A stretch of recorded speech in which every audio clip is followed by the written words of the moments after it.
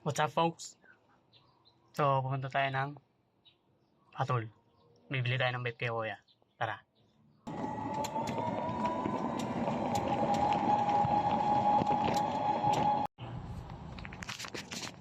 So, dito na tayo. Ito yun, oh. Yan. So, nakabili na tayo. Lychee itong binili ko eh. Ito. Yan. So, tara na. Uwi na tayo. I-unbox na natin to. So, dito na tayo sa bahay. Yes. I-unbox na natin yung vape. So, ayun. Ito na yung nabili natin. Kwanto? Lychee yung flavor. Siyempre, ex-neo pa rin. Ganito. Yan. Matagal kasi gamitin eh. 500 pesos. So, buksan na natin siya. Ayaw. Pisting yawa.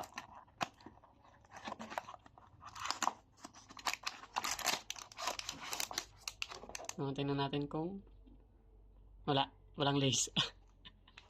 Nakala ko may lace. So, ito na siya. Yan. Ang ganda. May QR code siya. Oh. Ano sabi ng QR code niya? Wala lang. Sana natin siya pitli. Excited na ako. So, tanggalin natin itong nasa taas. Wala yung peel off niya. Bakit ay? Loko yun ah. Dapat may nakalagay ito na peel off eh. Katulad nito. Yan. Baliktad. Yan. Dapat may ganito eh. Ba't na kaya nawala? Yung dalawang ganito ko may peel off eh. Smell fishy ha? So, okay na siya oh. Ito yung hangin niya. Yan. Mid lang para hindi masyadong mabilis maubos. Ewan ko ba kung ganun. Ewan ko, pag ganito kasi malakas eh. Yan. Pag dito, medium lang. So, medium lang tayo.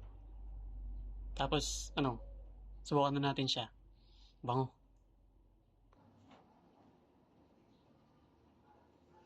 So, subukan na natin siya.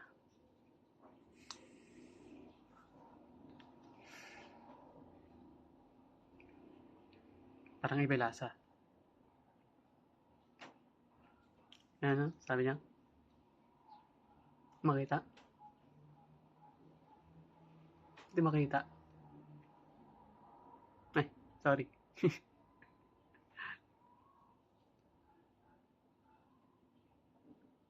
Kaya, Rosy Breeze. Malabo eh. 10 ml.